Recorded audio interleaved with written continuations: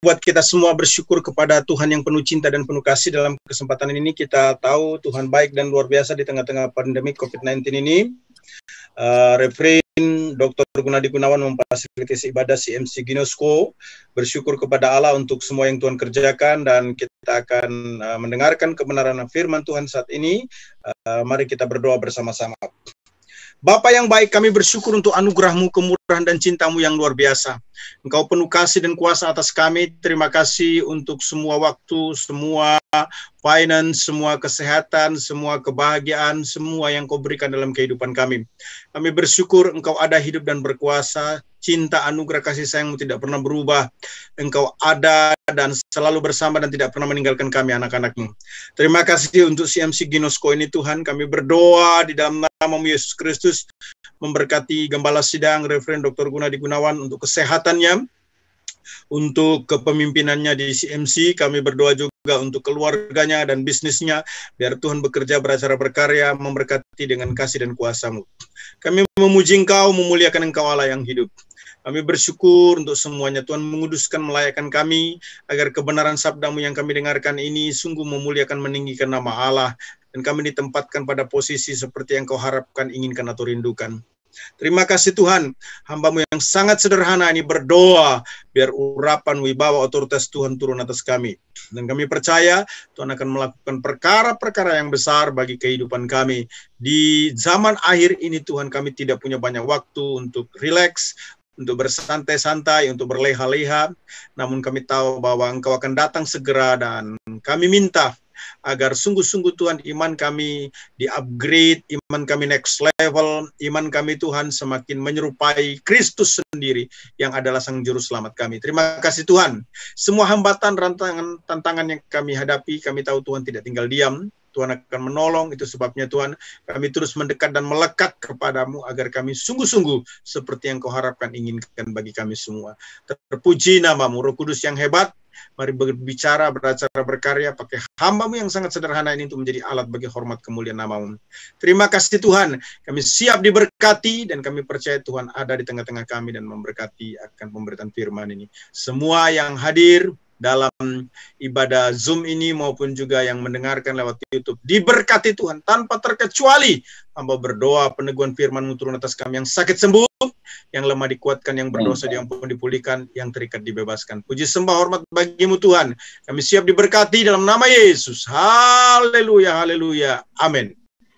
Amin, amin. Bapak Ibu yang dikasih Tuhan Yesus Kristus, kita bersyukur dalam ibadah CMC Ginosko pada saat ini dengan tema besar From Faith to Faith. Kita akan terus melihat bagaimana karya Tuhan yang luar biasa, yang membuat kita bisa ada di dalam rencana dan kehendaknya yang indah.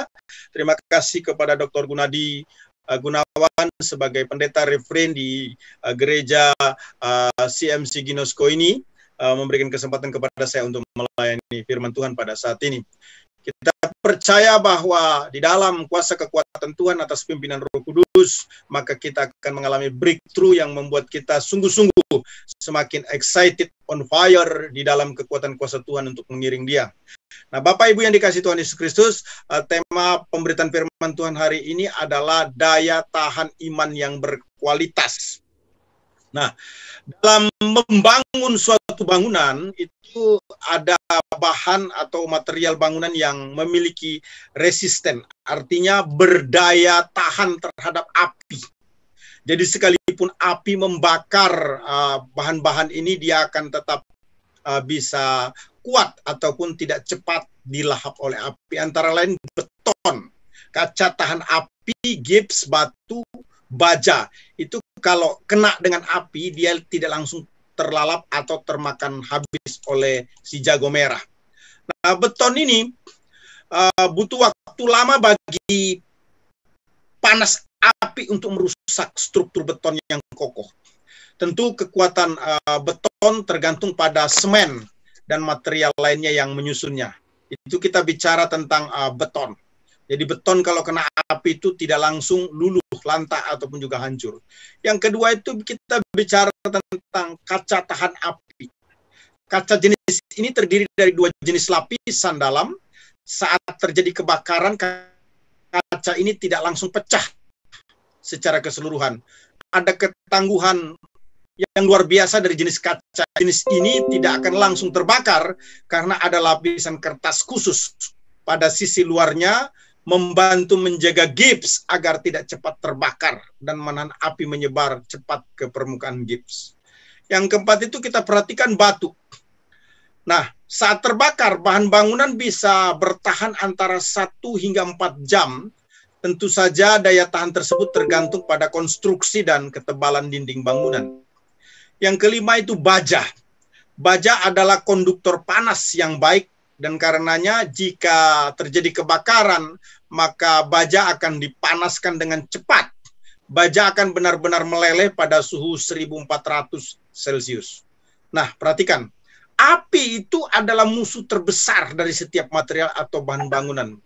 Namun ketika kita memilih beton, kaca tahan api, gips, batu, baja yang resisten artinya berdaya tahan terhadap kebakaran akan membuat bangunan tetap kokoh berdiri. Kenapa? Karena berkualitas. Begitu pula dengan kehidupan kita sebagai orang percaya, setelah kita terima Yesus sebagai Tuhan dan Juru Selamat pribadi, sebenarnya kita dirongrong. Selalu diperhadapkan dengan berbagai pergumulan, kesulitan yang mau menghanguskan keberimanan kita kepada Tuhan.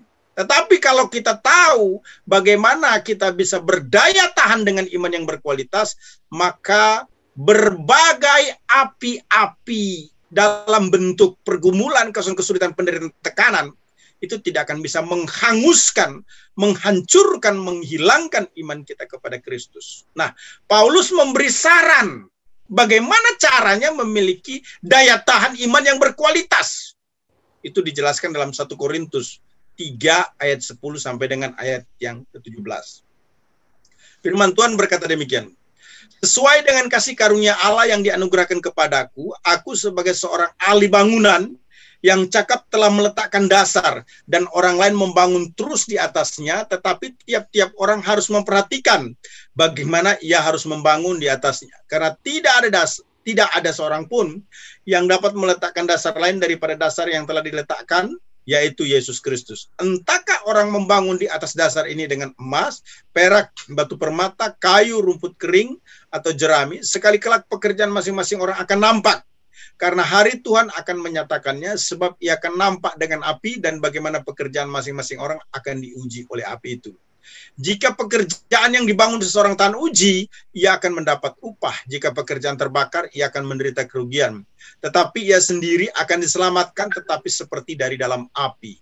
Tidak tahukah kamu bahwa kamu adalah bait Allah dan bahwa Allah diam di dalam kamu? Jika ada orang yang membinasakan bait Allah, maka Allah akan membinasakan dia, sebab bait Allah adalah kudus dan bait Allah itu ialah kamu.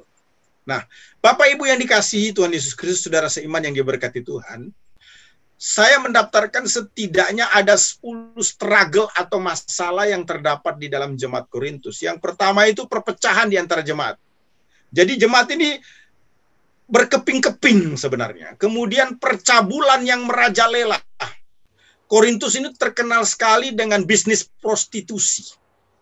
Yang ketiga, jemaat Korintus ini adalah jemaat yang cerdas. Itu sebabnya suka membanding-bandingkan antara hikmat Allah dengan hikmat manusia. Seolah-olah hikmat manusia itu lebih hebat daripada hikmat Allah. Yang keempat itu terjadinya pengkultusan golongan. Jadi mereka ini suka yang namanya favoritisme. Ya, ada golongan Paulus, ada golongan Apolos. Apalagi yang kelima itu dosa erogan, dosa sombong.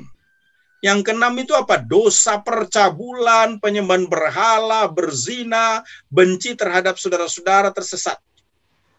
Ampun deh, jadi free sex di kota Korintus itu menjadi satu trendy yang sangat diminati. Yang ketujuh, suka mabuk, pemfitnah, dan penipu. Ampun.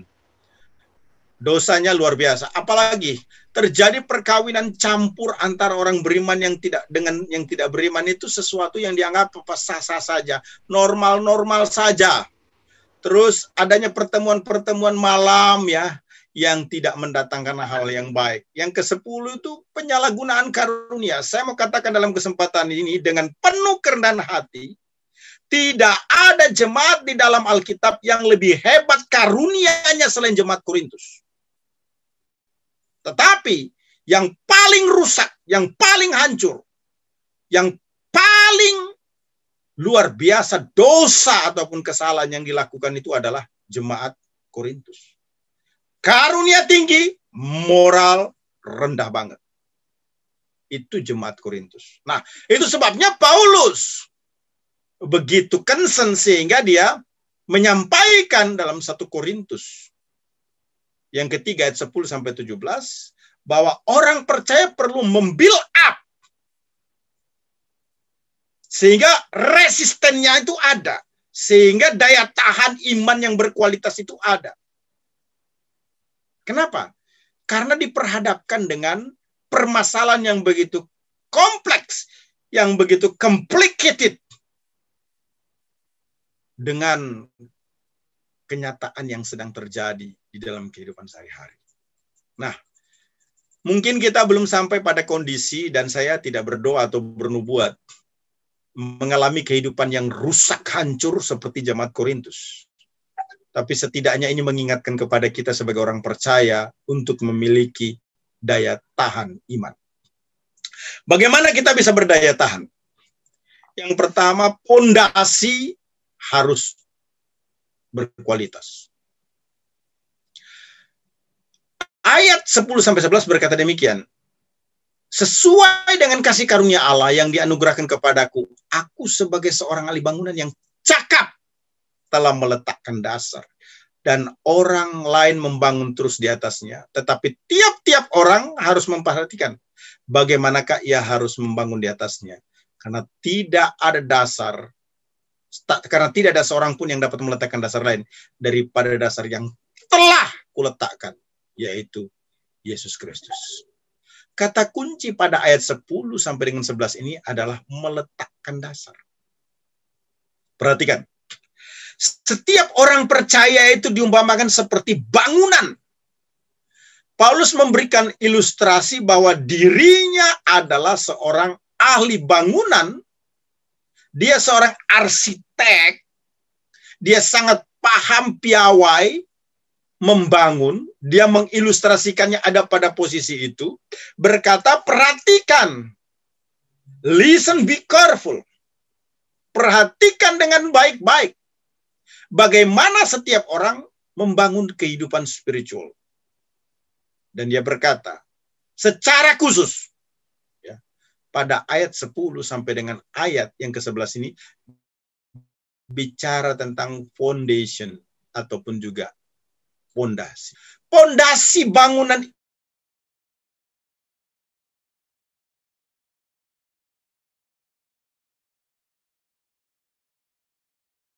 iman harus catat.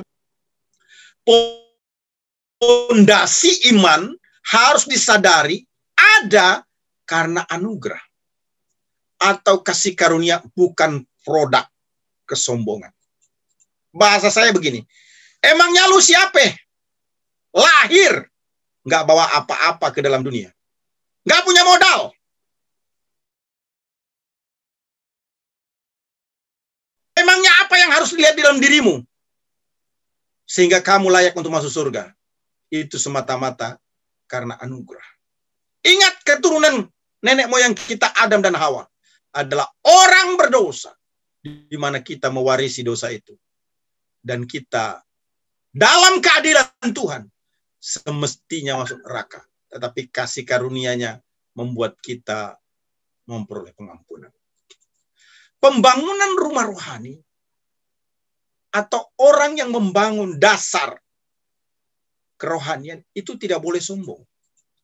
Karena adanya iman kepada Yesus Kristus itu dikerjakan oleh Roh Kudus. Itu pun kasih karunia Allah. Sebab tidak ada sesuatu apapun yang membuat manusia bisa memperoleh Kristus kalau bukan Kristus yang menemukan manusia dan menjadikan miliknya. Itu pun merupakan anugerah terbesar.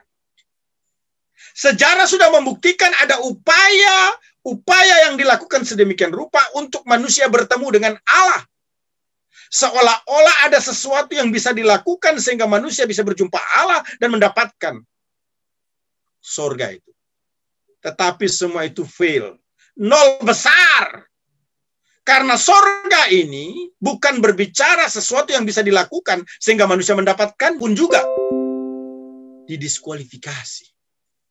Kalaupun seseorang bisa bertemu Tuhan, itu karena ada upaya dari Allah itu sendiri untuk bertemu dengan sesama ataupun juga manusia. Nah, kasih karunia Allah ialah kemampuan dari Allah sendiri yang diberikan kepada Paulus untuk membangun jemaat-jemaat. Allah bisa saja memakai malaikat kalau dia mau. Ya. Tetapi Paulus berkata, aku nih yang paling berdosa. Suatu keajaiban yang tidak pernah dilupakan oleh Paulus. Sebagai seorang yang sangat membenci jalan Tuhan. Membunuh orang-orang percaya. Ketika mengalami perjumpaan pribadi dengan Tuhan. Dia berkata, aku yang paling berdosa ini telah mendapatkan pengampunan. Itu sebabnya bagiku hidup adalah Kristus, mati adalah untuk.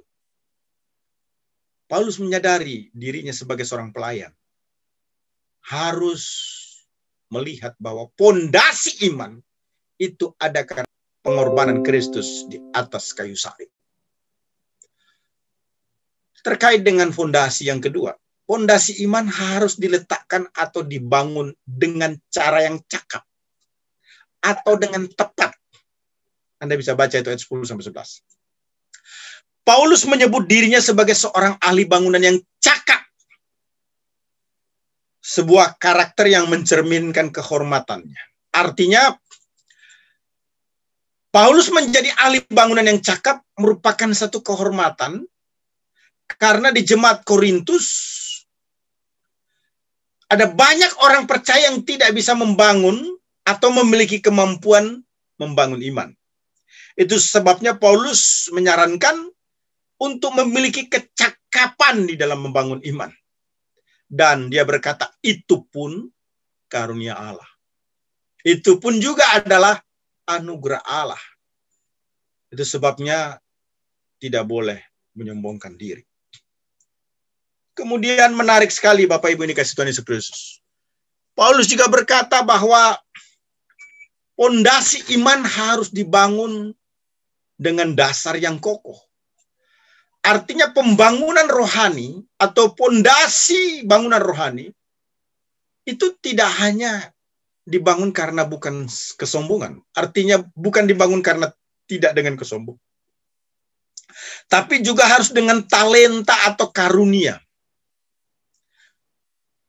Sehingga orang bisa berterima kasih kepada Allah atas iman yang dimiliki. Paulus berkata, aku telah meletakkan dasar dan orang lain membangun terus di atasnya. Nah sebenarnya Paulus berkata dalam 1 Korintus 3 ayat 6, ini menjadi sesuatu yang sangat penting untuk diperhatikan. Aku menanam, Apolos menyiram, tetapi Allah yang memberikan pertumbuhan. Jadi jelas sekali Bapak Ibu bahwa yang membuat tumbuh atau bangunan itu bisa berdiri atau terbangun sebenarnya adalah Allah itu sendiri. Nah, Paulus sebagai pelayan berkata, dia sebagai ahli bangunan menjadi bapa bagi jemaat di Korintus, sebagaimana dijelaskan dalam 1 Korintus 4 ayat 15. Sebab sekalipun kamu mempunyai beribu-ribu pendidik dalam Kristus, kamu tidak mempunyai banyak bapa, karena akulah yang dalam Kristus Yesus telah menjadi bapamu oleh Injil yang kuberitakan kepadamu. Artinya Paulus menyatakan bahwa jemaat Korintus mungkin memiliki banyak pembimbing secara rohani selain dirinya sendiri. Namun mereka tidak mempunyai bapa selain Paulus. Artinya Paulus sebagai rasul tidak ingin kehilangan kehormatan yang menjadi haknya sebagai bapa rohani. Artinya Paulus mengklaim dirinya sebagai orang yang punya kehormatan karena caring, peduli kepada jemaat yang ada di Korintus untuk membangun spiritualitas mereka. Nah, bangunan yang kokoh bukanlah bangunan yang rapuh. Ini menjadi warning yang sangat penting bagi jemaat di Korintus. Itu sebabnya pondasi atau dasar bangunan harus kokoh. Yaitu Kristus saja. Namun ketika Kristus sudah tidak lagi di bumi, maka bangunan itu, maka pondasi itu, strengthen foundation. Pondasi yang kuat itu diteguhkan oleh rasul-rasul. Salah satunya adalah Paulus. Perhatikan baik-baik. Kenapa ada orang Kristen lahir sebagai orang Kristen, menjadi majelis jemaat, bahkan menjadi pendeta, kemudian meninggalkan imannya kepada Kristus? Jawabannya satu. Dalam perjalanan itu, dalam pengiringan itu, dia mengalami kekecewaan. Kenapa ada banyak orang Kristen sudah berbahasa roh, kemudian dia suka mensupport pelayanan dalam bentuk financial, bahkan dapat dikatakan hidupnya on fire, berapi-api. Tapi dalam historinya kita mendengar dia meninggalkan Yesus Kristus. Jawabannya yang paling utama, satu, kekecewaan. Dia kecewa sama pendetanya. Kenapa? Karena pendetanya tidak perfect. Dia kecewa kepada pemimpin rohani. Kenapa? Karena pemimpin rohani punya kekurangan, kelemahan. Dia kecewa. Itu yang menyebabkan, atau itu faktor terbesar orang bisa meninggalkan Kristus. Saya mau sampaikan dalam kesempatan ini. Siapapun yang membangun iman atau pengiringan kepada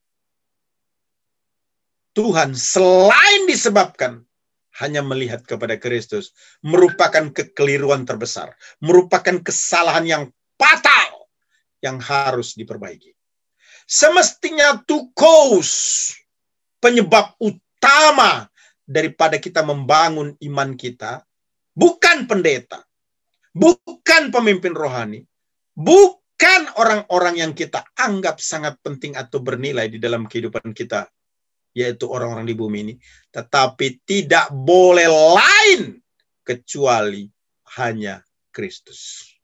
Artinya kita mengiring Tuhan hanya karena melihat Kristus. Kita melayani Tuhan hanya karena melihat Kristus. Apapun yang kita lakukan hanya karena melihat Kristus. Nah, ketika kita mengiring, melayani, atau melakukan apa saja, tidak disebabkan oleh Kristus atau faktor lainnya, itu semua rapuh. Satu pondasi atau bangunan iman yang sangat lemah, yang sangat berpotensi hancur.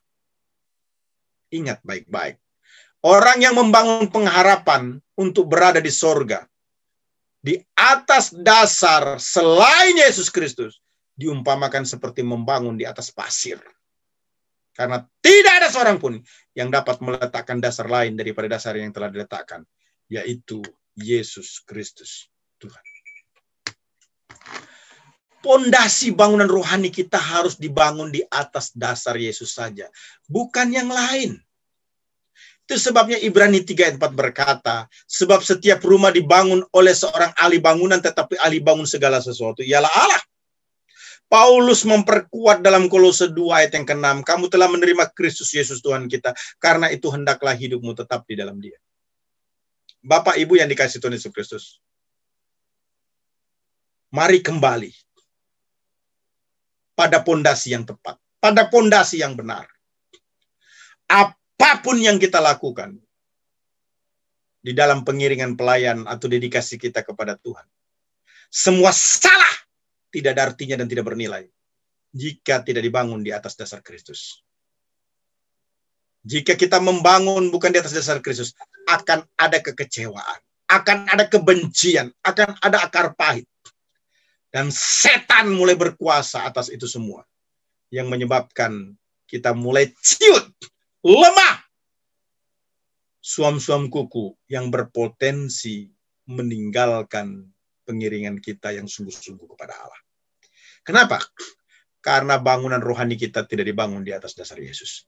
Sebaliknya, saudara-saudara, dalam pengalaman iman saya terima Yesus sebagai Tuhan dan Juru Selamat pribadi sejak tahun 89 sampai hari ini. Sudah terlalu banyak kesalahan dan error yang saya lihat dilakukan oleh pemimpin rohani. Tetapi semua itu menjadi proses pembelajaran yang tidak akan pernah membuat saya meninggalkan Tuhan. Kenapa? Saya membangun iman saya, pengiringan saya, pelayanan saya, dedikasi saya, tidak ada dasar lain kecuali Kristus saja. Pondasi bangunan rohani itu harus diuji oleh pergumulan hidup. Dan pergumulan hidup itu selesai sampai pada kematian. Markus 8 ayat 35 berkata, karena siapa yang mau menyelamatkan nyawanya, ia akan kehilangan nyawanya. Tetapi barang siapa kehilangan nyawanya karena aku dan karena Injil, ia akan menyelamatkannya. Ini menarik. Teks yang sama ini bukan hanya ditulis oleh Markus, tetapi juga ditulis oleh Matius dalam Matius 10 ayat 39, 16 ayat 25, dan juga Lukas 9 ayat 24, 17 ayat 33. Menarik sekali. Bahwa pondasi ini selalu digoyang, pondasi ini selalu dibenturkan dengan pergumulan. Dengan kesusahan, dengan kesulitan, dekat tekanan, dan itu tidak pernah selesai. Nanti di dalam kubur baru selesai. Karena selama hidup, orang terus bergumul.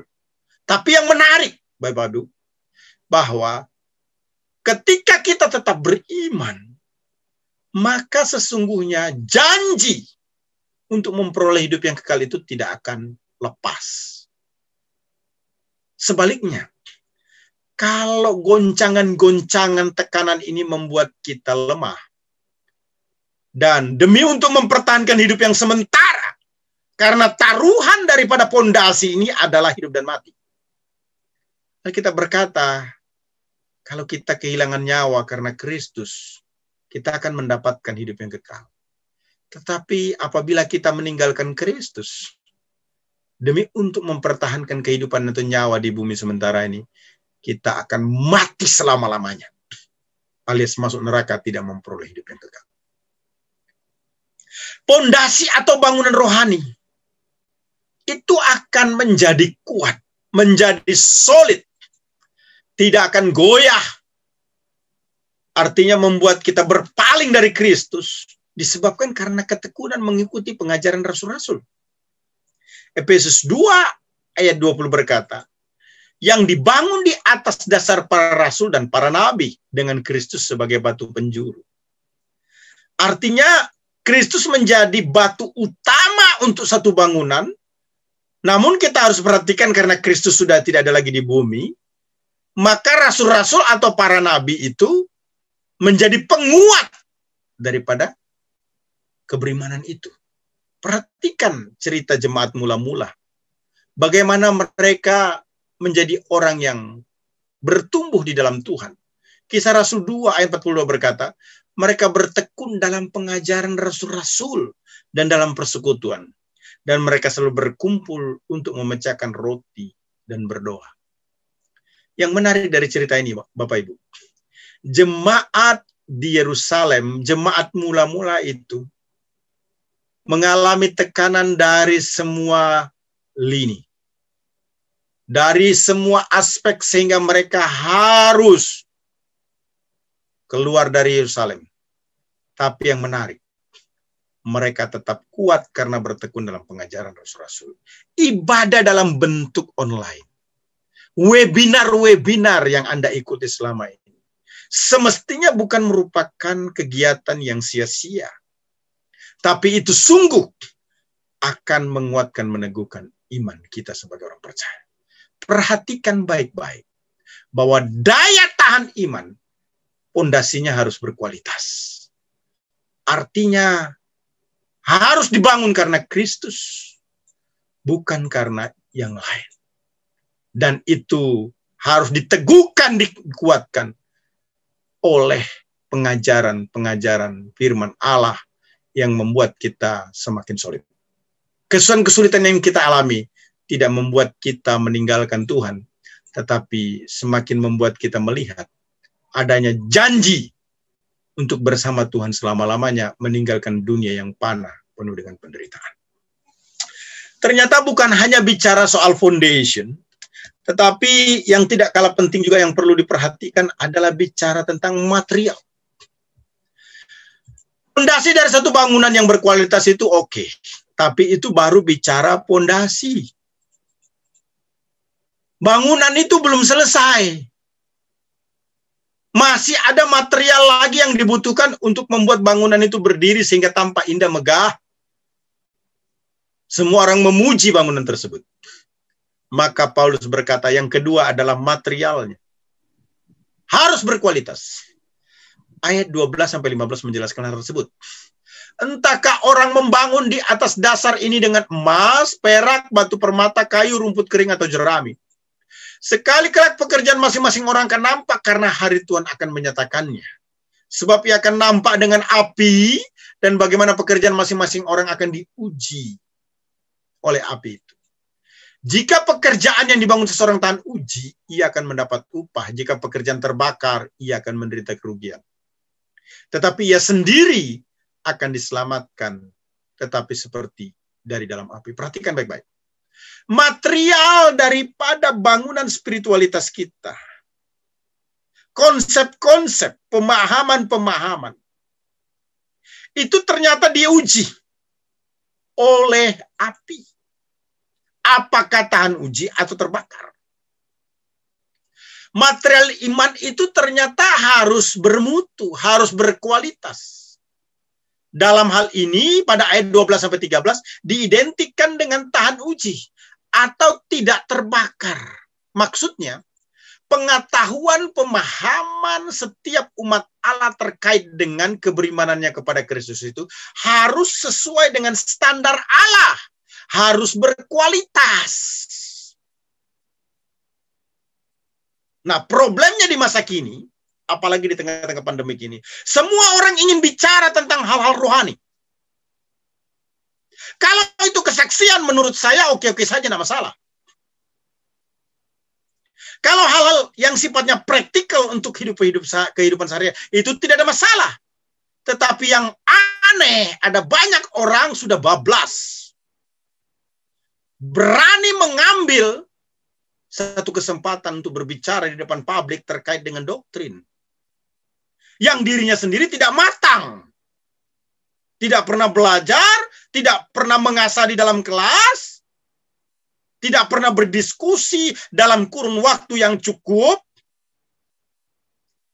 dan mulai berani berbicara tentang hal-hal yang sensitif. Sorry, saya sebagai hamba Allah ingin mengingatkan kepada kita dalam kesempatan ini.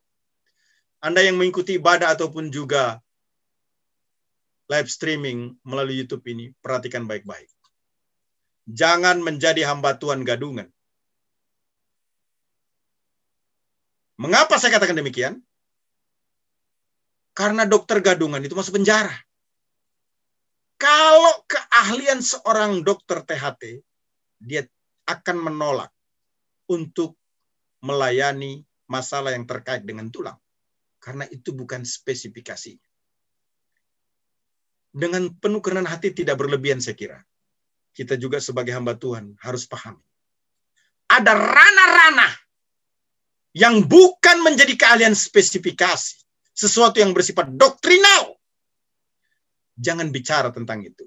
Akhir-akhir ini, media sangat bisa difungsikan, tetapi disalahgunakan. Ada banyak orang berani berbicara sesuatu yang tidak menjadi expert atau bidang. Sehingga menimbulkan kekacauan di dalam keberimanan kepada Tuhan. Karena itu adalah polemik yang semestinya tidak terjadi. Arogansi diri seorang hamba Tuhan atau pelayan menjadikan dia berani berbicara tentang apa saja. Padahal sebenarnya dia tidak kompeten dalam bidang itu.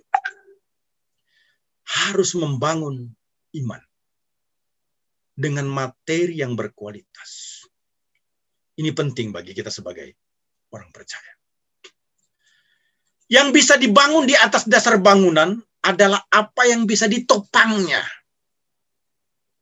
dan sesuai dengan dasarnya. Artinya ada konsistensi. Kalau dasar pondasi bangunan itu berkualitas, maka material yang naik ke atas hingga bangunan itu selesai juga adalah material yang berkualitas.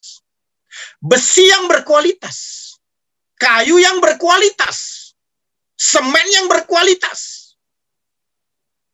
Semua materialnya tanpa terkecuali harus berkualitas.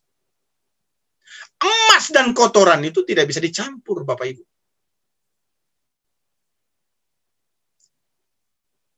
Pelayan Kristus harus berhati-hati supaya tidak membangun angan-angannya sendiri. Pemikirannya sendiri yang keliru atas pemahaman terhadap firman yang disebut dengan istilah ilmiahnya adalah eisegesis. Memasukkan pemahamannya sendiri dengan memaksakan dan mencari dukungan dari Alkitab. Semestinya seorang pelayan ketika menyajikan kebenaran harus eksegesis. Artinya mengeluarkan pemahaman atau pendapat berdasarkan maksud penulis teks dan menjelaskan kepada umat. Bukan memaksakan apa yang menjadi keinginan atau pemahamannya dengan mencoba mencari data yang mendukung Alkitab. Jadi angan-angan atau pemahaman yang keliru ini harus dihindari di dalam pengiringan kita kepada Tuhan. Pahamilah firman berdasarkan maksud penulis teks itu. Pahamilah 1 Korintus ini berdasarkan penulisnya, yaitu Paulus. Bukan pemahaman atau keinginan kita yang kita coba cocok-cocokkan dengan apa yang dimaksudkan oleh Paulus. Setiap orang percaya wajib menjaga bahkan mengabarkan ajaran yang murni dari Tuhan. Apa adanya, tanpa menambah atau mengurang. Dijelaskan dalam bagian ini ada 2 jenis manusia secara umum terkait dengan Kristus atau terkait dengan pemahaman Kristus yang adalah pengantara antara manusia dengan Allah. Yang pertama, membangun di atas dasar emas, perak, batu permata. Apa artinya? Yaitu orang-orang yang menerima, memegang teguh, dan mengajarkan kebenaran Injil dengan murni. Memegang kebenaran Kristus dan konsisten, baik dalam pemahaman, perilaku maupun pengajarannya. Kita sebagai orang percaya ketika menerima pengajaran, harus menyebarkan ajaran itu dengan murni. Tanpa mencampurnya atau merusaknya dengan konsep-konsep duniawi atau pemahaman-pemahaman sekuler yang menurunkan kewibawaan ataupun otoritas Alkitab.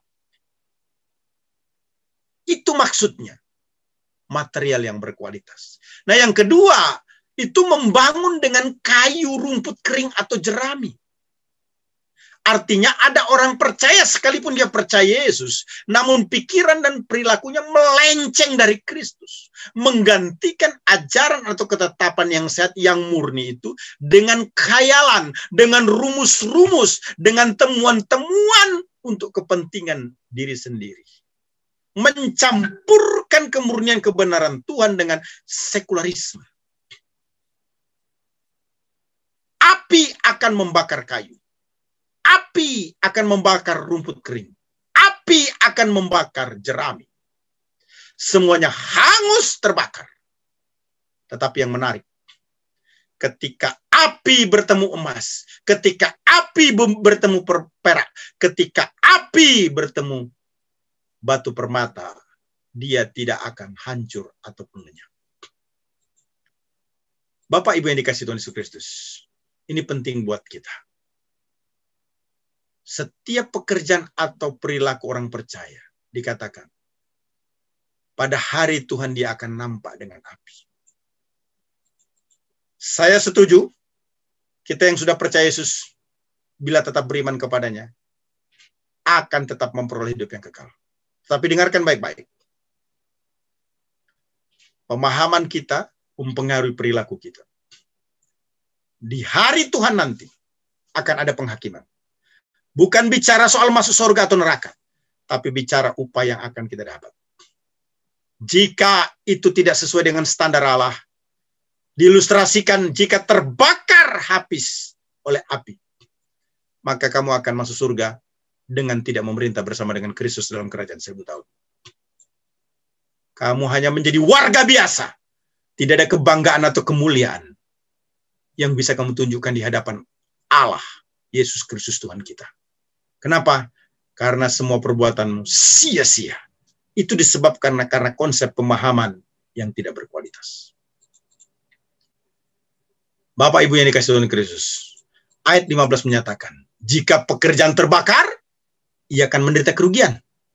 Rugi karena tidak mendapat upah, rugi karena didiskualifikasi, rugi karena dia tidak mendapatkan mahkota, walaupun tidak kehilangan keselamatan. Itu sebabnya konsep-konsep kita yang mempengaruhi perilaku kita ini harus tahan uji, artinya lulus, valid, benar, sah, sahih. Orang percaya itu tidak hanya membutuhkan yang namanya kesetiaan, tetapi juga perlu benar. Memegang murni ajaran yang sejati. Di zaman now ini terlalu banyak orang muncul dengan arogan, berkata, saya hanya sesuai dengan apa yang Alkitab katakan. Sementara dia tidak menyadari bahwa firman Allah itu perlu dipahami dengan menggunakan tools yang disebut dengan hermeneutik untuk memahaminya secara kohesif, menyeluruh dan kohesif, kait-mengait, dan komprehensif atau menyeluruh. Sangat disayangkan. Orang yang demikian jika tidak berubah akan mengakibatkan follower yang menyesatkan. Saya tidak sesat menyesatkan hari ini, tapi ingin menguatkan, meneguhkan kembali. Peganglah ajaran yang murni, yang tidak tercampur oleh hal-hal yang duniawi. Apa sih sebenarnya yang dimaksudkan dengan material yang berkualitas itu? Ya. Material yang berkualitas itu yang dimaksudkan adalah firman Allah yang murni. Materi firman Allah yang berkualitas itu harus dipegang teguh. Dalam Injil Sinoptik Matius, Markus, Lukas, firman Tuhan menyatakan luar biasa sekali. Langit dan bumi akan berlalu, tetapi perkataanku tidak akan berlalu. Itu kata Yesus. Matius 24 ayat 35, Markus 13 ayat 31, Lukas 21 ayat 33. Sama semua kata-kata kalimatnya.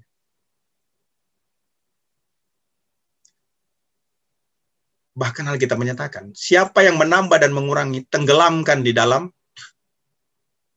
lautan. Taruh batu supaya dia mati.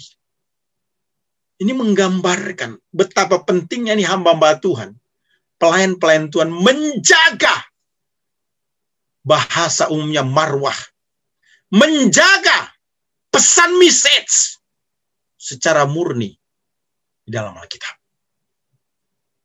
Firman Allah yang berkualitas bukan hanya dipegang teguh, tetapi menjamin setiap orang percaya itu dilengkapi atau dipastikan berperilaku baik. Makanya aneh kalau ada orang sudah terima Yesus, dalam proses waktu yang lama dia tidak jadi baik. Moralnya rendah. Pertanyaannya, kenapa? Apakah kuasa firman tidak ada? Bukan. Karena orang tersebut tidak menerima kemurnian pengajaran firman. 2 Timotius 3 ayat 16-17 berkata, segala sesuatu yang diilhamkan Allah memang bermanfaat untuk mengajar, untuk menyatakan kesalahan, memperbaiki kelakuan dan mendidik orang dalam kebenaran. Perhatikan ayat 17. Dengan demikian tiap-tiap manusia kepunyaan Allah diperlengkapi untuk setiap perbuatan baik. Jadi aneh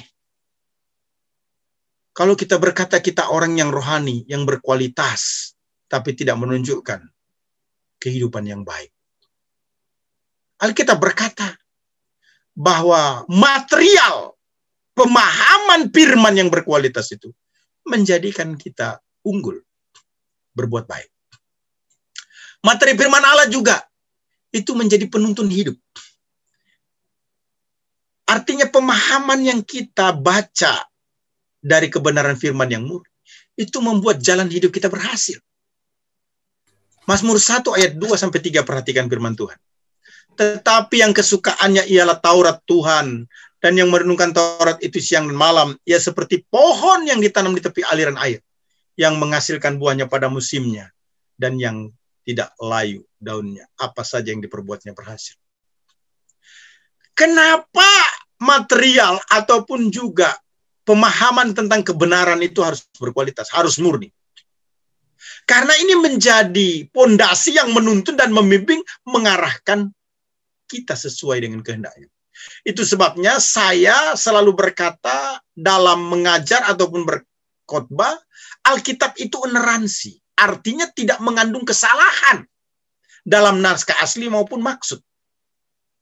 Karena ini menjadi pedoman filosofi bagi hidup orang percaya. Itu sebabnya kita mati-matian berpegang teguh pada kebenaran firman Allah. Firman Allah itu juga mengubah hidup. Semakin baik. Big question. Orang kalau sudah menduduki posisi jabatan yang tinggi dalam gereja ataupun sudah lama mengiring Tuhan, tetapi tidak ada integritas, itu problem. Hal itu harus dibenahi. Saya kira ada pengampunan dan kemurahan Tuhan yang berlaku untuk kita terus berbenah diri. Selama ada hidup, selama masih ada kesempatan hidup, kita masih punya kesempatan untuk berbenah diri.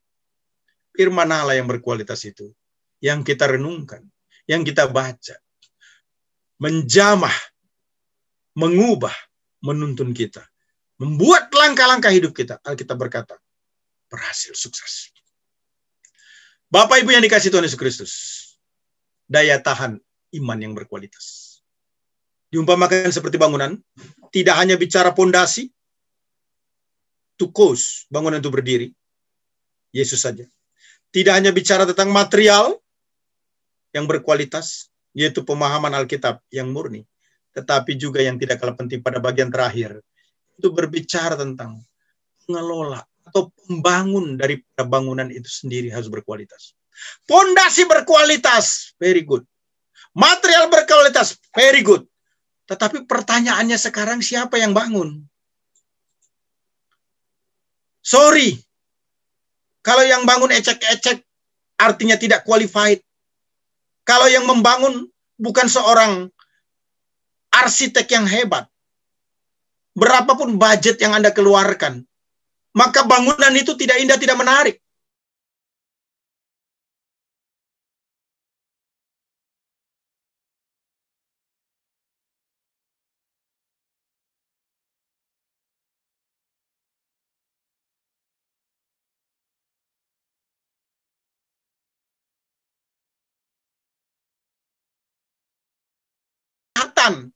Keindahannya.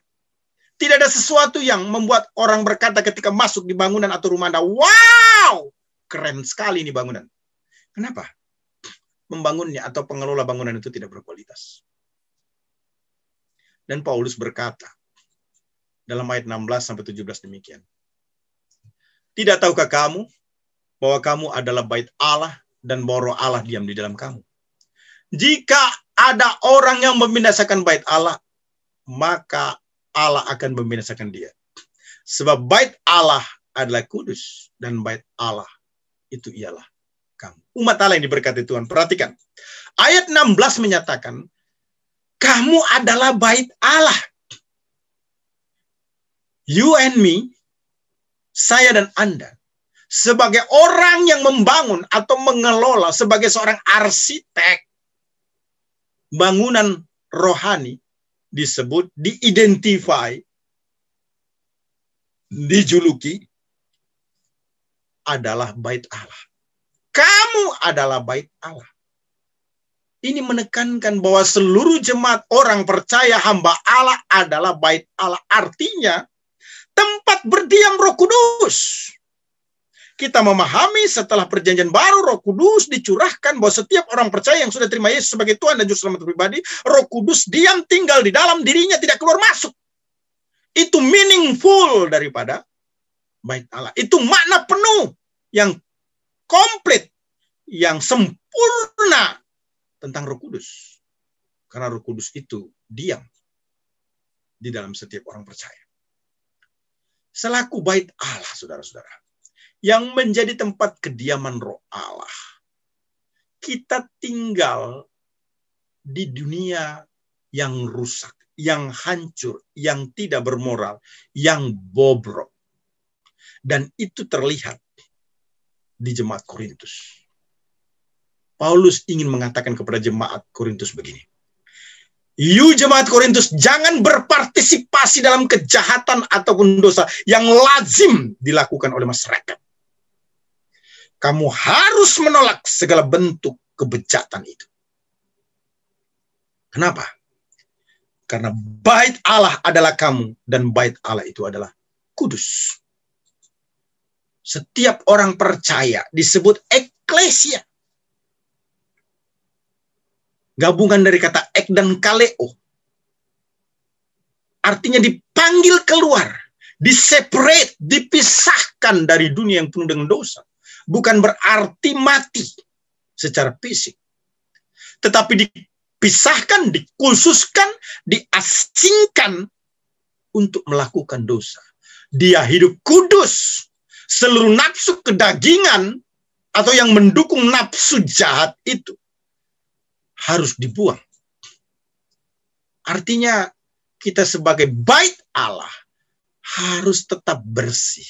Tidak dikotori atau dinajiskan oleh sesuatu yang tidak layak. Paulus berkata, bait Allah itu you. Adalah kamu. Setiap orang percaya sudah mengalami yang namanya position sanctification. Disucikan secara posisi. Kita sudah menang atas perbudakan dosa. Kita sudah menang atas perhambaan dosa. Dan kita ketika terima Yesus Kristus, kita merdeka, kita mampu, dan kita bisa mengalahkan dosa. Kita perlu untuk tetap hidup di dalam progressive sanctification. Penyucian secara terus-menerus dari waktu ke waktu. Pengelola yang berkualitas. Membangun rumah rohani yang berkualitas. Sejatinya adalah bait Allah. Sesungguhnya adalah bait Allah. Konsekuensi dari bait Allah, perhatikan. Bait Allah sejati berkomitmen selalu hidup kudus sebagai tanda ketaatan. 1 Petrus 1 ayat 16 berkata, sebab pada tertulis, kuduslah kamu sebab aku kudus. Jadi kalau kita menyadari bahwa kita adalah bait Allah sejatinya, maka kita hidup kudus. Progressive sanctification yang walaupun menuntut komitmen, konsekuensi ini akan tetap kita pertahankan karena itu merupakan bagian daripada ketaatan kita kepada Allah. Bait Allah yang sejati itu berkomitmen tunduk kepada Allah. Yakobus 4 ayat 7 berkata, karena itu tunduklah kepada Allah dan lawanlah iblis, maka ia akan lari daripada. Coba kita perhatikan kesaksian-kesaksian atau diri kita sendiri yang mengalami kita jatuh bangun di dalam dosa. Ada keinginan untuk melawan dosa, ada keinginan untuk mengalahkan dosa, kalah terus. Rupanya konsepnya salah. Yang pertama itu jangan lawan iblis, tapi tunduk pada Allah. Maka kamu punya kemampuan untuk melawan iblis. Artinya, meninggalkan dosa dengan kekuatan kemampuan sendiri itu tidak bisa. Hanya oleh kekuatan roh Allah yang ada di dalam diri kita, yang membuat kita bisa mampu mengalahkan pekerjaan setan. Ketika kita berkomitmen untuk tunduk kepada Allah, Bapak Ibu, kita mampu mengalahkan semua keinginan daging ataupun hal-hal yang duniawi. Itu sebabnya Kolose 3 ayat 5 berkata, karena itu matikanlah dalam dirimu segala sesuatu yang duniawi, yaitu percabulan, kenajisan, hawa nafsu, nafsu jahat, dan keserakahan yang sama dengan penyembahan berhala.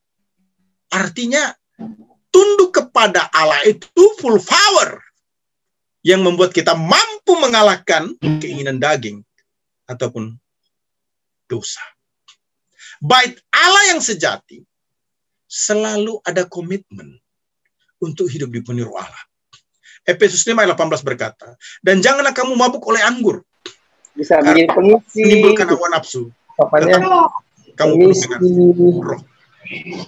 Jadi Bapak Ibu, teks ini ingin menjelaskan bahwa dipenuhi oleh Roh merupakan satu komitmen, merupakan satu penyerahan yang harus diupayakan dari waktu ke waktu. Bukan satu tindakan atau sikap yang diambil dalam waktu sekejap, tapi butuh komitmen. Orang bisa didiami Roh Allah, tetapi belum tentu dipenuhi oleh Roh Allah. Dipenuhi Roh Allah butuh penyerahan ataupun komitmen, sehingga buah-buah Roh terlihat. Galatia 5 ayat 22-23 ini. Kasih, sukacita, damai, sejahtera, kesabaran, kemurahan, kesetiaan, kelemah lembutan, penguasaan diri terlihat. Bapak Ibu yang dikasihi Tuhan Yesus Kristus, dalam kesempatan ini saya ingin mengakhiri khotbah ini dengan statement begini. Kita harus memiliki daya tahan iman yang berkualitas di tengah-tengah dunia yang penuh dengan dosa. Pertama, perhatikan baik-baik. Pondasi to cause keberimanan kita harus berkualitas. Salah, keliru, fatal kalau bukan disebabkan oleh Yesus Kristus saja. Yang kedua, material iman atau pemahaman Alkitab kita yang mempengaruhi pikiran, keputusan, dan tindakan kita harus berkualitas. Yaitu ajaran Alkitab yang murni, yang bukan dipahami, diterima, diajarkan atas kepentingan-kepentingan yang bertentangan dengan kehendak Allah. Yang ketiga, pengelola atau pembangun atau kehidupan rohani kita sendiri harus berkualitas. Ingat, kamu adalah bait Allah. Bait Allah adalah kudus. Bait Allah adalah taat. Bait Allah adalah dipenuhi oleh Roh Allah sendiri. Mari kita berdoa. Kami bersyukur Tuhan untuk kebenaran sabda-Mu, hamba-Mu sudah selesai menyampaikan firman-Mu Tuhan. Kami berdoa agar kami di tengah-tengah pandemi COVID-19 ini yang sedang struggle bergumul dengan banyak hal. Berat sekali untuk bisa bertahan Tuhan. Karena kami terjepit dengan situasi sosial maupun juga Tuhan financial. Dan kami berdoa, Tuhan tolong kami agar kami mampu melewati masa-masa sukar ini. Kami minta Tuhan agar kami tetap semakin bertumbuh, berakar, dan berbuah dalam Engkau. Hari ini Engkau mengingatkan kepada kami. Ada banyak yang sudah kami dengarkan, orang-orang sudah meninggalkan iman menjadi lemah. Bahkan mungkin ada di garis akhir untuk meninggalkan Engkau. Ataupun sudah mundur dalam pelayanan. Merasa lemah dan tidak berdaya. Tapi hari ini Engkau mengingatkan kepada kami untuk memiliki daya tahan iman. Supaya kami bisa berbuah. Supaya kami bisa memenangkan jiwa. Supaya kami bisa menginjil. Supaya kami bisa membangun pelayanan hingga Engkau datang dan melihat buah-buah dari kehidupan kami. Kami berdoa agar kami Tuhan tidak menjadi orang yang punya kebencian akar pahit. Tapi kami sungguh tetap bersukacita dan tenang dalam Engkau. Karena kami meletakkan dasar iman, pengiringan pelayanan kami hanya di atas dasar Yesus. Yang sudah mati di atas kayu salib. Yang melayakkan kami merupakan satu kehormatan untuk bisa mengiring dan melayani Tuhan. Kami berdoa agar kami berubah, agar kami bertobat. Tidak membangun pemahaman pengajaran apapun juga di atas kepentingan-kepentingan yang lain. Kecuali mengajarkan Alkitab secara murni. Walaupun itu penuh dengan konsekuensi, bahkan risiko-risiko. Kami tidak pernah melakukannya itu Tuhan. Kecuali sesuai dengan kebenaran. Karena semuanya akan habis. Langit, bahkan bumi akan lenyap. Tetapi kebenaran-Mu yang murni tinggal untuk selama-lamanya. Kekal sifatnya. Karena firman itu adalah Engkau sendiri, ya Allah. Kami juga berdoa dalam kesempatan ini, Tuhan Yesus, tolong. Agar kami hamba-hamba-Mu, anak-anak-Mu, Tuhan, sadar dan tidak pernah lupa. Yang membangun kehidupan rohani kami. Setelah Kristus menjadi fondasi. Dan materinya juga adalah murni, adalah diri kami sendiri. Tuhan, kami adalah bait Allah. Roh Allah diam di dalam kami. Tuhan, kami mau berserah untuk selalu dipenuhi. Kami mau taat. Kami mau berbuah, Tuhan. Dan tolong kami, Tuhan. Agar kami memberi makan kerohanian kami lebih banyak. Agar keinginan daging, ego, ataupun juga nafsu kami dihancurkan, dilemahkan. Biar Engkau yang menonjol dan terlihat dalam kehidupan kami. Hamba-Mu sudah selesai berbicara, Tuhan. Roh Kudus terjemahkan firman-Mu.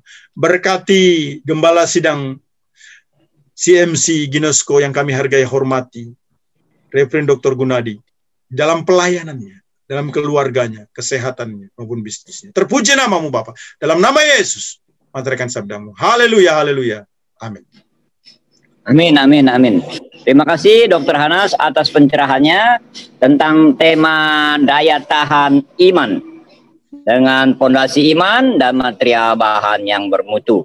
Bagi Bapak Ibu yang ingin berinteraksi dalam beberapa menit, waktu dan tempat dipersilakan. Yang ingin bertanya tentang daya tahan iman dalam 1 Korintus 3 tadi dengan fondasi iman dan material atau bahan yang bermutu. Silakan Ibu Berta barangkali yang ingin bertanya. Ibu Berta, Ibu Pendeta Berta, atau Pak Barnabas, Pak Andre Wijaya. Pak Andre Wijaya tentang daya tahan iman. Saya mau tanya, Dr. Peter. Ya, silakan. Silakan, Pak. Luar biasa Dr. Hanas khotbahnya. Tuhan Yesus mengurapi Bapak. Terima kasih, Pak. Ada pertanyaan dari saya mengenai persamaan perbedaan antara iman, sugesti, dan ilusi. Itu apa? Tuhan memberkati. Iman, sugesti, ilusi, dan sugesti. Soalnya saat ini banyak hamba Tuhan seperti dukun, Pak. Maaf nih. Iya, setuju, Pak. Jadi begini, ini problem di dalam pelayanan pastoral. Saya akan mengajar mahasiswa S3 di minggu-minggu ini. Nama mata kuliahnya itu teologi pastoral. Ya, ini masalah pastoral sebenarnya, masalah penggembalaan. Jadi untuk membuat umat itu mengasihi Tuhan, sebenarnya harus dilakukan dengan cara yang benar. Menggiring umat itu bukan dengan cara yang salah, bukan dengan bahasa saya abuse spiritual. Abuse spiritual itu artinya satu tindakan yang membuat jemaat itu di-abuse secara rohani dengan cara yang salah. Ada ilusi-ilusi yang dibangun, ada sugesti-sugesti yang dibangun. Ini adalah metode-metode psikologi sebenarnya. Beriman kepada Tuhan itu harus. Mengandalkan Tuhan itu harus. Berharap pada perkara-perkara besar itu harus. Karena itu kebenaran firman Allah. Tapi pengajarannya harus benar. Bahwa Kristus tidak hanya membuat hidup kita ini menjadi orang yang mengalami segala berkat-berkatnya. Tetapi kesulitan penderitaan itu adalah bagian ataupun karunia yang Tuhan izinkan di dalam hidup kita. Yesus saya yang kenal, dan yang Bapak kenal itu bukan Yesus yang tidak pernah menderita. Paulus yang Bapak kenal dan saya kenal itu bukan Paulus yang tidak pernah menderita. Dan saya tidak berkata mengiring Kristus itu adalah penderitaan, bukan. Tapi penderitaan itu kadang-kala tidak bisa dihindari atau dilewatkan, diabaikan, tapi harus dihadapi karena itu adalah kenyataan. Karena dalam penderitaan itu orang bertumbuh, berakar, dan berbuat dalam Kristus Yesus Tuhan. Kekristenan yang dibangun di atas prinsip blessing adalah merupakan kesalahan. Artinya, jangan mensugesti, mengajarkan kepada umat hanya untuk menyenangkan, memberi janji-janji kosong. Sekali lagi, dengan penuh kerendahan hati saya mau katakan bahwa saya adalah pelayan yang tetap mengajarkan kepada umat untuk beriman, bergantung, berharap kepada Allah.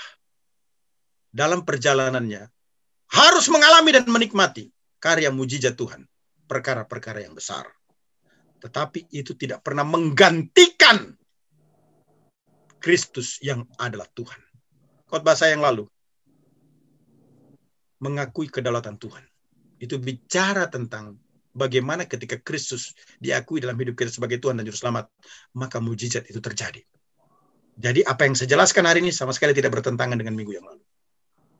Bapak Ibu yang dikasihi Tuhan Yesus Kristus, ini penting buat kita sebagai orang percaya, bahwa di dalam iman itu tidak hanya bicara tentang mengharapkan perkara-perkara besar. Iman itu juga bermakna penyerahan hidup. Iman itu tidak memerintah Tuhan. Iman itu tidak menjadikan Tuhan adalah pesuruh kita. Iman itu tidak membuat kita menjadi orang yang bimsalabim, segala sesuatu bisa terjadi. Tapi iman itu juga bermakna kita berserah di dalam pimpinan rencana dan kehendaknya. Sekali lagi, saya sangat percaya di dalam Yesus ada mujizat. Namun pemahaman kita harus utuh. Iman itu bukan hanya bicara tentang mujizat, tetapi penyerahan, pengharapan, pengandalan kita sepenuhnya kepada Tuhan Allah di dalam pengiringan kita kepadanya. Terima kasih Pak Andre.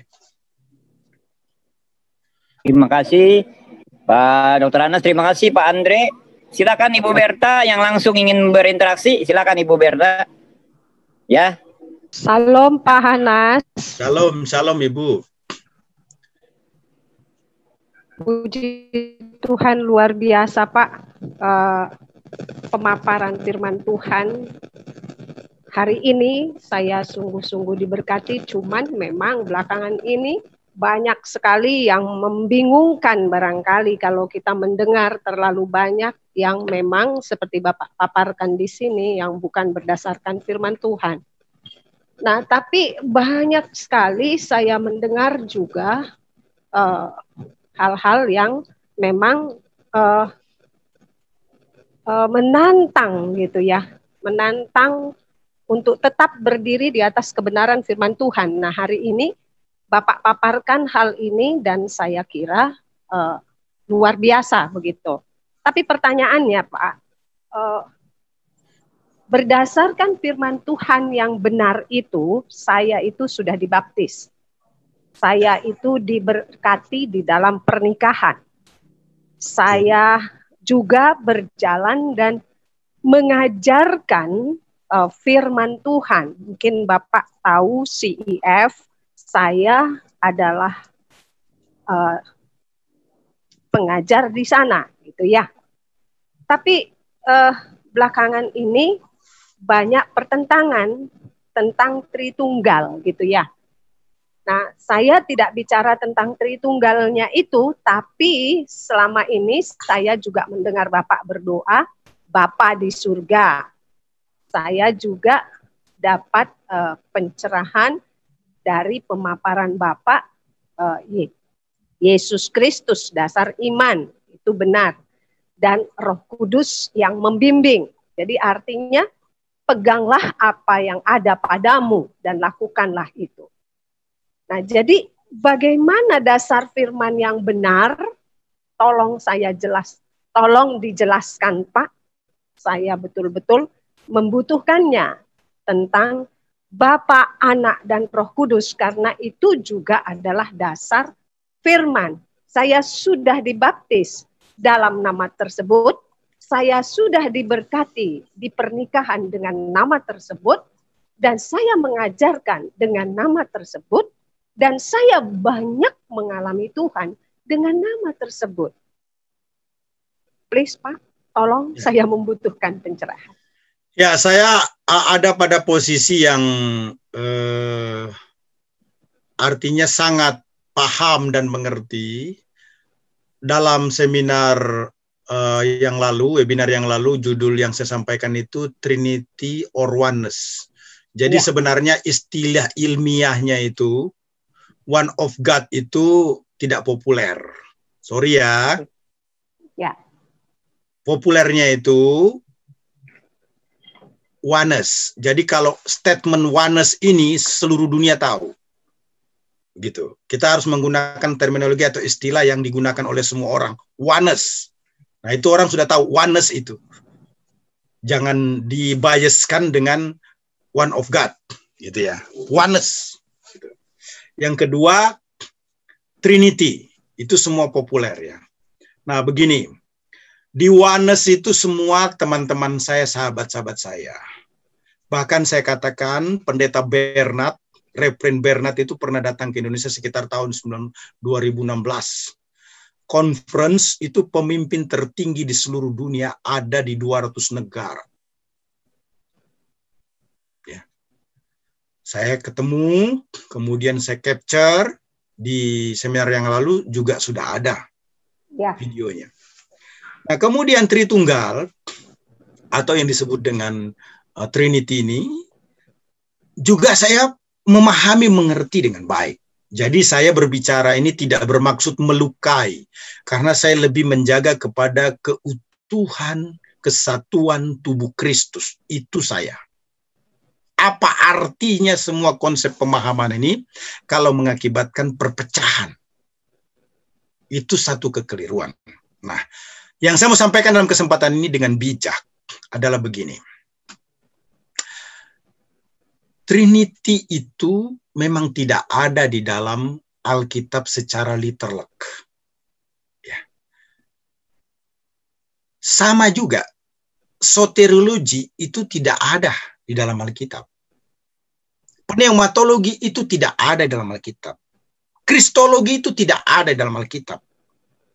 Eskatologi itu tidak ada di dalam Alkitab. Kata-kata itu tidak ada, semuanya tidak ada.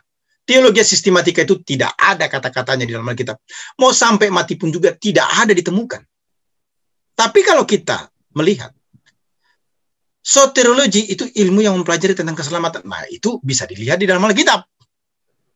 Eskatologi, ilmu yang mempelajari tentang akhir zaman, itu bisa dilihat di dalam Alkitab.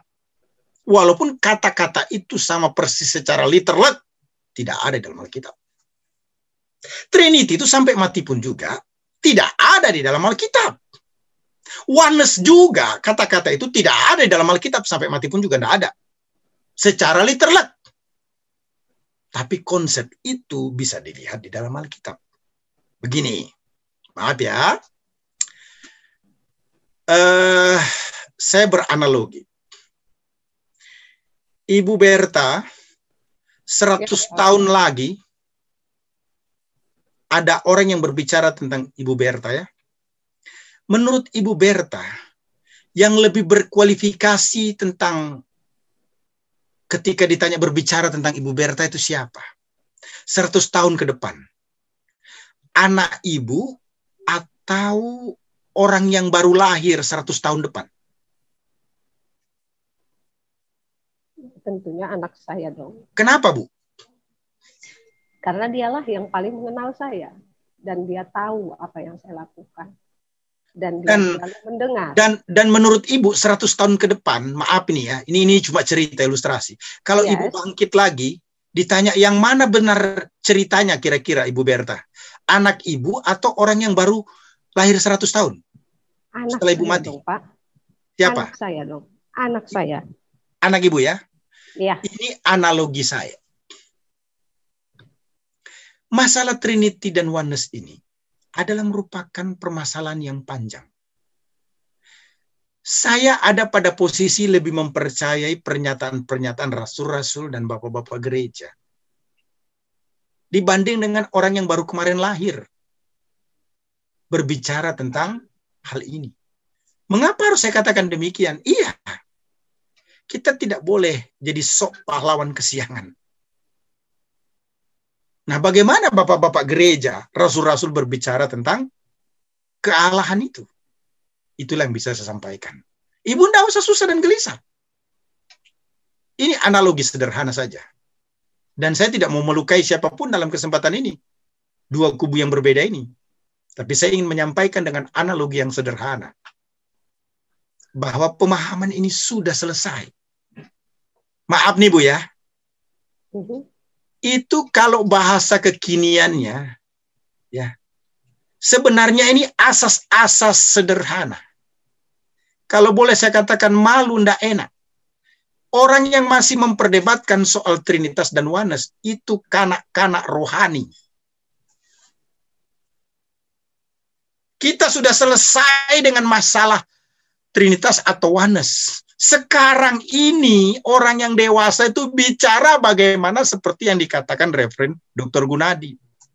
Bicara tentang church planting. Bicara tentang penanaman gereja. Bicara tentang memenangkan jiwa. Bukan lagi pada asas-asas yang mendasar. Asas-asas yang basically. Itu. saya ingin berikan penghiburan kepada Ibu Berta. Tetaplah pada kepercayaan yang Ibu yakini semula. Amin. Itu. Dan tidak perlu pusing dengan yang lainnya. Begitu. Kenapa? Analogi saya tadi itu tentang Ibu Berta. Sebutlah 100 tahun lagi orang akan berbicara tentang Ibu Berta. Yang Ibu Berta percayai apa? Validasinya adalah lebih kepada anak yang lebih dekat. Amin. Ini analogi saja ya. Kalau butuh penjelasan yang lain, bisa dilakukan webinar terbuka, kumpulkan semua dua kelompok yang berbeda ini. Tapi saya kira itu tidak perlu. Kenapa? Saya lebih kepada posisi menjaga keutuhan kesatuan tubuh Kristus dibanding dengan melakukan diskus yang memecah belah. Terima kasih. Terima kasih Pak Anas. Saya terhibur sekali. Jadi tadi malam saya merasakan batin saya berkata, pegang apa yang ada padamu. Jadi sesuai dengan firman Tuhan, saya pegang apa yang ada pada saya. Terima kasih Pak Anas. Tuhan Yesus memberkati. Amin. Haleluya. Terima kasih Ibu Berta, Dr. Anas atas pencerahannya. Bagi Ibu yang ingin bertanya, silakan Pak Gunawan Barnabas yang ingin bertanya tentang tema tadi, silakan. Atau bapak-bapak ibu yang lainnya, silakan. Ya, silakan. Sebelum waktu semakin siang, silakan bapak ibu.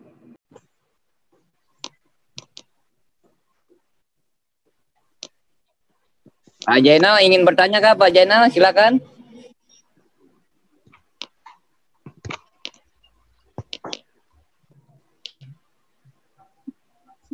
Ya, halo. Ya. Silakan Pak Zainal. Ya, dibuka dulu. Unmute. Di unmute ya.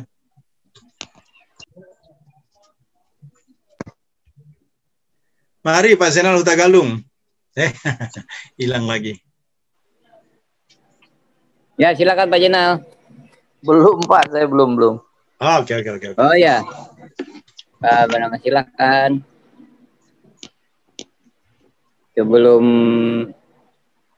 kita closing, barangkali tentang tema tadi.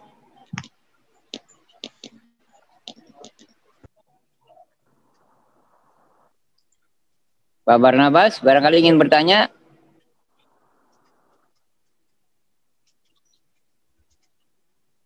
Pak Andre ingin menambahi kah?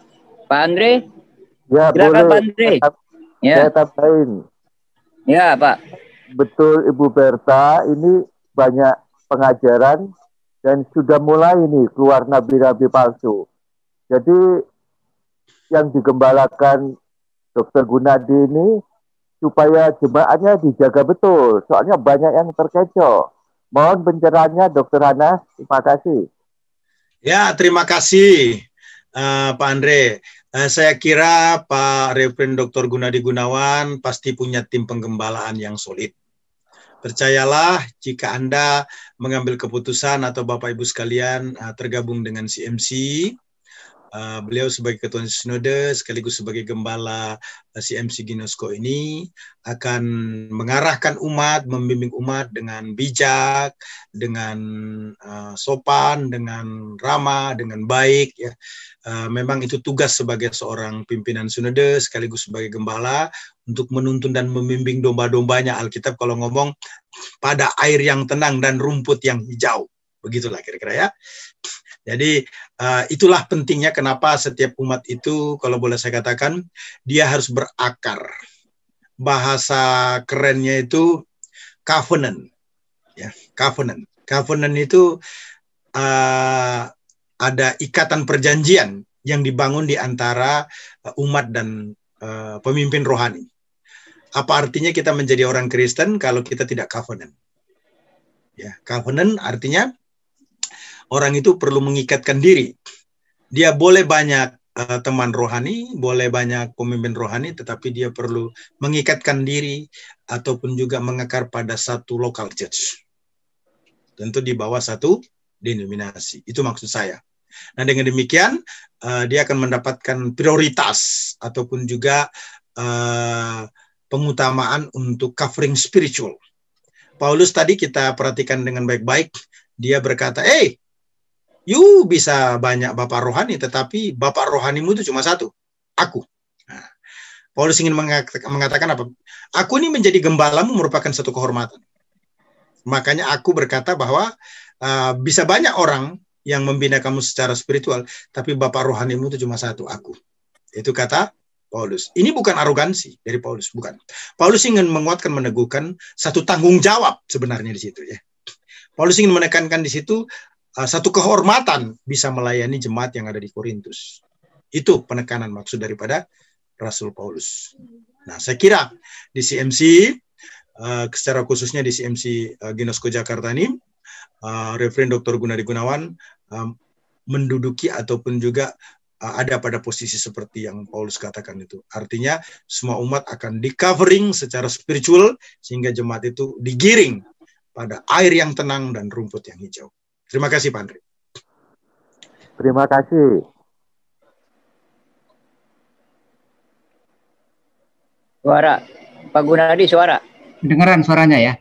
Ya, kedengaran ya. Nah, jadi begini, ya, dari dulu ya kita ini banyak para pendeta seperti Yeremia Rim, Gilbert Lumwenda, itu dulu-dulunya itu berfokus kepada penginjil, ya, bahkan bersumpah tidak mau bikin gereja gitu, ya. Nah, tapi di tengah perjalanan mau tidak mau, saudara, umur semakin tua, ya. Kalau penginjil ini kalau sudah umur 70, 80, 90 sudah nggak laku lagi. Sudah bau tanah. Jadi harus mawas diri. Kalau dia tetap berpendirian teguh penginjil, silakan. Tapi saya lihat para penginjil-penginjil besar, teman-teman saya banyak, setiap minggu tidak pernah ke gereja. Karena apa? Karena dia ilmunya sudah tinggi, merasa kalau datang ke gereja lokal, dia diajarin lebih rendah gitu. Teman saya tidak pernah ke gereja. Nah, saya tanya gimana? Ya karena ilmu saya lebih tinggi. Ya, you melanggar firman Tuhan, saya bilang. Bagaimanapun juga you harus punya gereja lokal. Bagaimanapun juga you harus beribadat tiap minggu, ya. Masa sama sekali enggak pernah? Bahkan you tiap minggu ke mall jalan-jalan bawa istri, tidak pernah ke gereja. Lah bagaimana? Ya, jadi hidup adalah pilihan, kehendak bebas. Kalau orang yang masih kekeh, tidak mau pernah.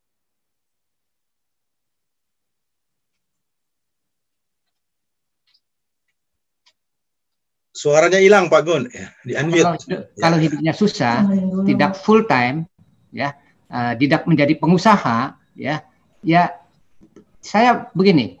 Teologi ini ada 3, Pak Andre. Saya tidak menentang teologi kemakmuran, saya tidak menentang teologi kemiskinan, ya. Saya mendukung teologi tanggung jawab, ya.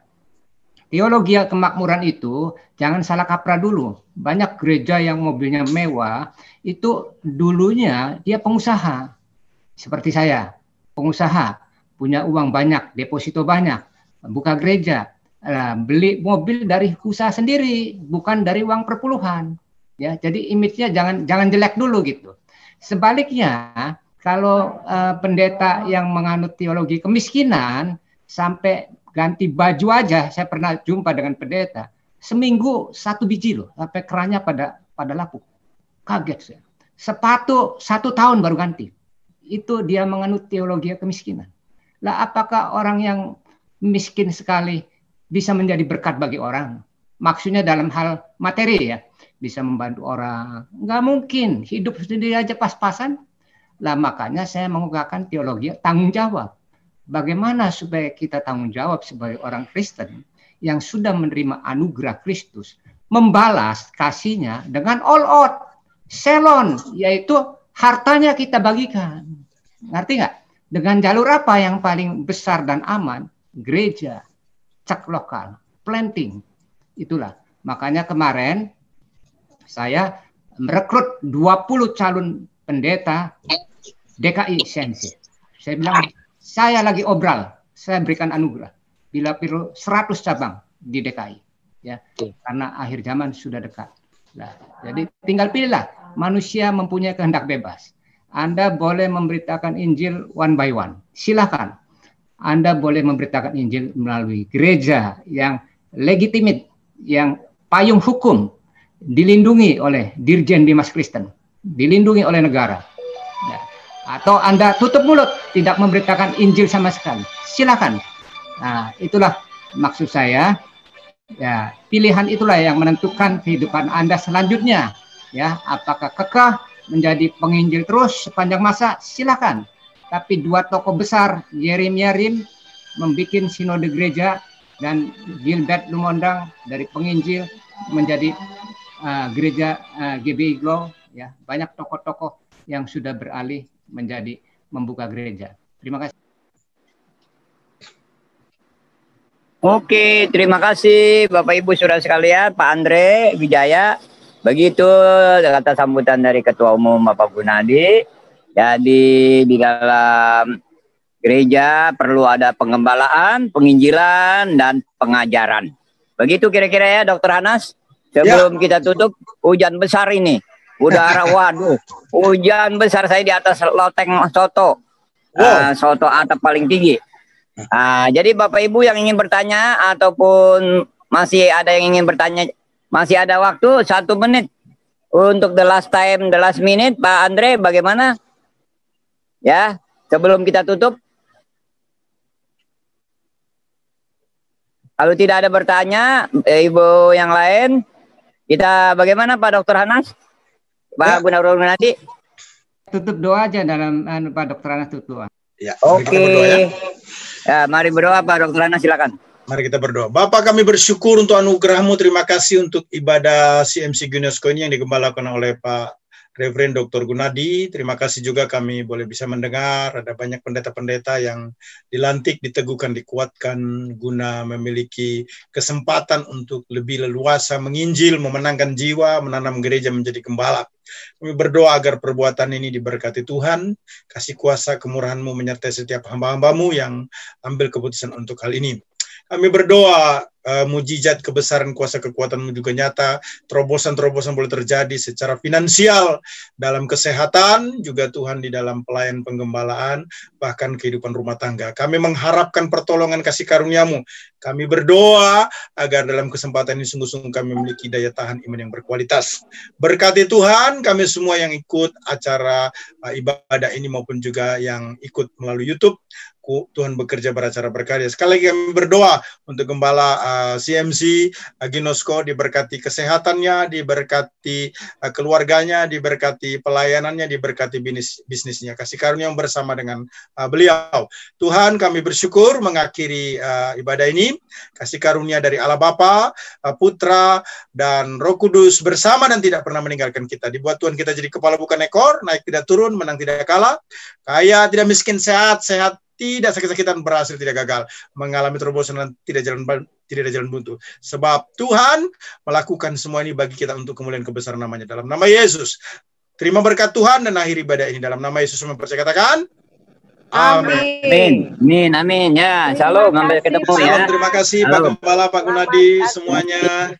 Terima kasih. Hanas, terima kasih. Sampai ketemu ya. Shalom, shalom, shalom. Salam Pak Peter, Tuhan berkati. Yo, Ibu Mersa, Pak Pali, Pak Gunawan, Barnabas, Pak Cipa, Pak Andre. Oke. Terima kasih semua, Pak Jainal. Thank you. Sampai ketemu.